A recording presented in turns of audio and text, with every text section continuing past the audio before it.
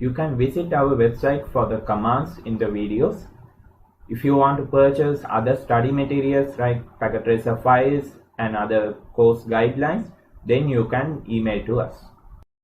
Follow us on Facebook for further updates. Please do like, share, comment and subscribe so I can quickly deliver more videos on various topics. So, to easily calculate all the answers, you must definitely remember this table, okay? So it will save a lot of time when doing the IP calculation. So just try to remember it and then further proceed the IP calculation, okay? So you can simply recall it by 4th bit 240. From that 8421. So 248, 252, 54, 55. For the first three, you just have to remember anyways. 128, 192, 224. Okay. So now let's have a look at the subnets and networks. Okay. For example, let's take an example of class C IP address 192.168.1.0/24. Okay. So here the network portion is 192.168.1. First 3. Okay. The remaining octet 0 is the host portion. So this 0 increases from 0 to 255. Okay.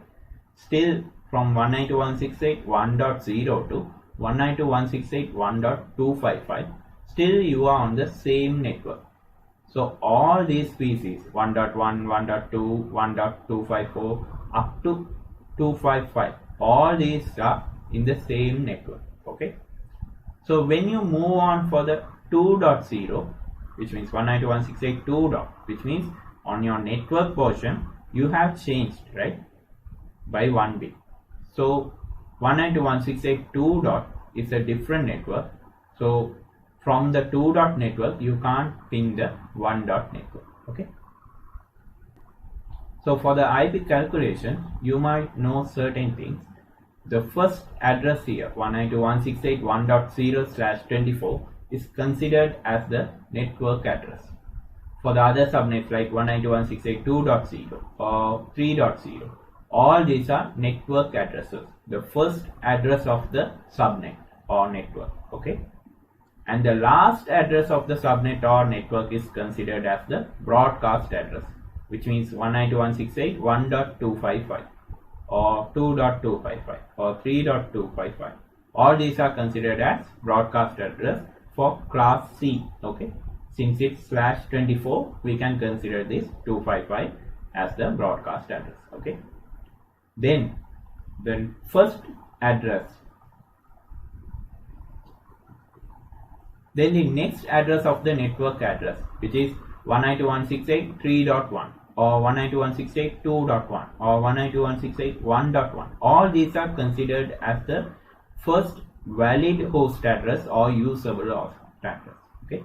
Why? Because the network address and the broadcast address can't be assigned for any end devices. Okay. Because for the network address we are using the network address to represent a particular network or subnet. The broadcast address is used to send messages for all hosts in the network at a time. Okay. So at the same time, if you wanted to send all these hosts a message, you can send it via the broadcast address. If you ping the broadcast address later in a packet tracer simulation, you will get reply from all these hosts in the particular network. Okay. So the network address and broadcast address can't be assigned for the end devices. So in any network, if you find the total amount of IP addresses, you need to deduct 2 IPs in order to get the valid or usable host addresses for your end devices. For example, in this subnet, you might know from 0 to, which means 3.0 to 3.255, you will have 256 addresses. Okay, but you need to deduct 2 from that, one for the network address and one for the broadcast address. So after deducting, you will get 254 addresses, which you can apply it for the usable or valid host addresses. Okay.